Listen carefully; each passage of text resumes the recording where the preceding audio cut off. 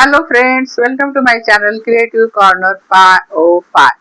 आज आपण मटर आणि फुलगोबीची चटकदार चवदार अशी भाजी बनवणार आहोत।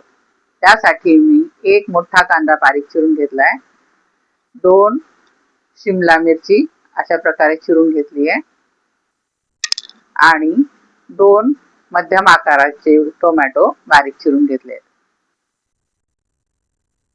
आणि बॉईल करून घेतलेले 1 वाटी मटार,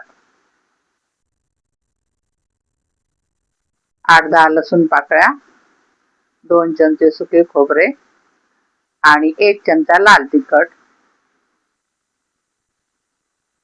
आणि अर्धा चमचा जिरे। या सर्वांची मिळून मी एक चटणी बनवणार आहे, ज्यामुळे आपल्या भाजीला खूप छान असा स्वाद येणार आहे।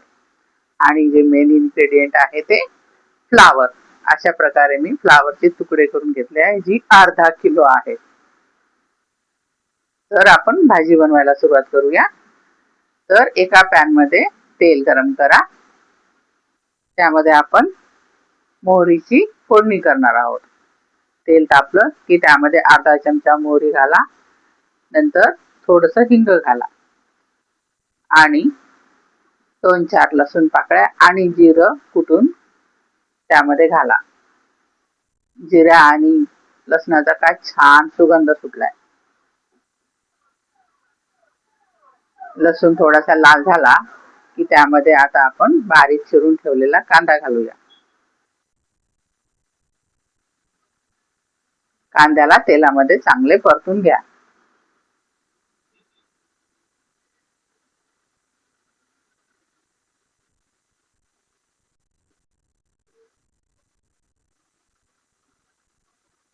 कांदा लाल होई तोपर्यंत आपण लसूण, जिरे, खोबरं आणि लाल तिखट याची चटणी बनवूया। खलबत्त्यामध्ये सगळं जिन्नस टाकून त्याला कुटून घेऊया।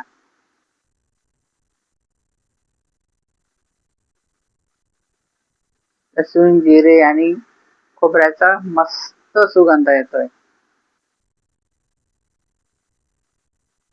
अशा प्रकारे ही ओबडधोबड कुटून आपली चटणी तयार आहे। तोपर्यंत आपले कांदे बघा असे लाल झाले आहेत।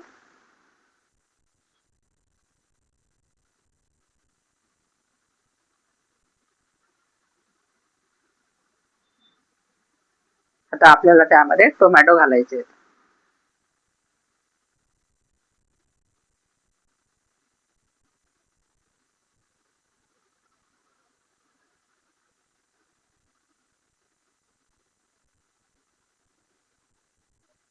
बारीक चिरलेला टोमॅटो घातल्यानंतर त्याला सुद्धा 3-4 मिनिटे तेलावर चांगले परतून घ्या। यामध्ये मी काही कोथिंबीरीच्या काड्या घातल्या आहेत, ज्यामुळे आपल्या भाजीला खूप छान असा सुगंध येईल। कोवळ्या कोवळ्या अशा कोथिंबीरीच्या काड्या आहेत। त्यानंतर लसूण आणि सुक्या खोबऱ्याची चटणी जी आपण वाटून घेतली आहे ती घालूया। ती सुद्धा तेलामध्ये छान फ्राय करा।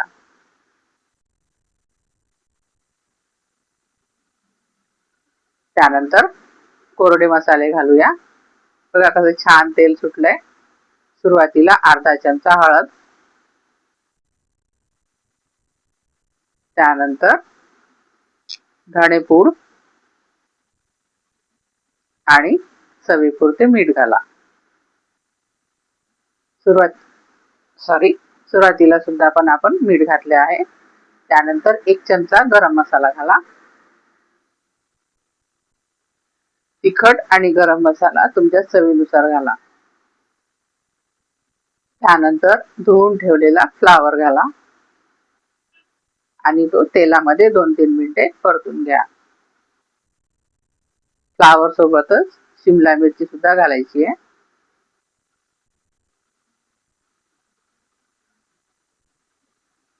सर्व असे छान तेलामध्ये फ्राय करून घ्या 2-3 मिनिटे आणि झाकण ठेवून त्याला शिजू द्या।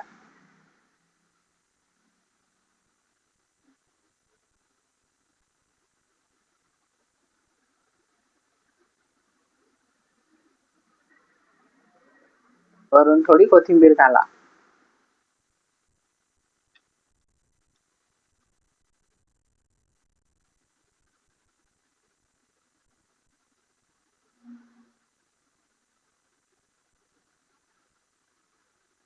लसूण, जिरा आणि सुक्या खोबऱ्याची चटणी नक्की तुम्ही करून बघा. भाजीला खरंच खूप छान असा स्वाद येतो.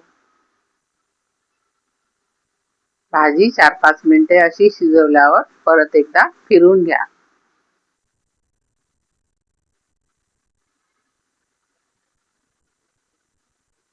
50 ते 60% भाजी शिजू द्या.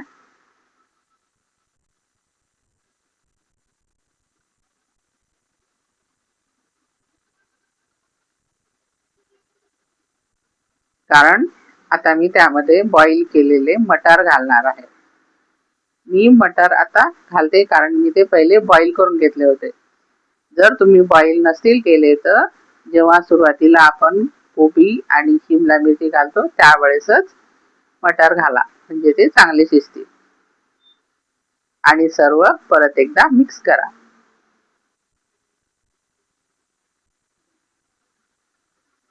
ही कोरडीच भाजी चांगली लागते. जास्त पातळ रस्सा बनवू नका. थोडासा आमचा रस्सा बनवला तर चालेल. वाटीभर पाणी घातलं तर चालेल.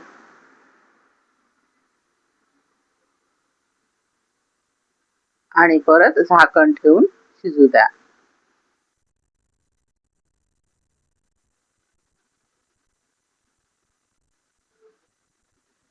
आहा, काय दणदणीत वाफ आली आहे.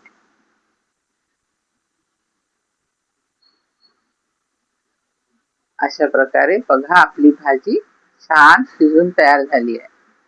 तिला आता आपण प्लेटिंग करूया.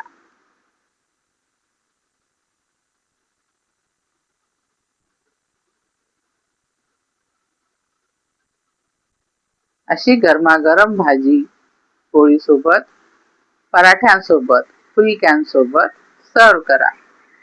कशी वाटली मग तुम्हाला माझी रेसिपी? आवडली असेल तर नक्की कमेंट करा, लाईक करा आणि सबस्क्राईब करा.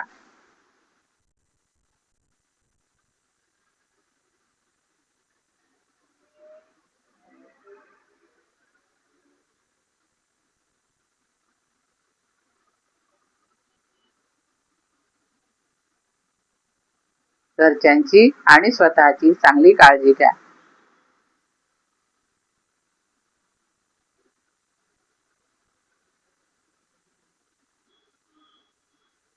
व्हिडिओ पाहिल्याबद्दल धन्यवाद. Thank you.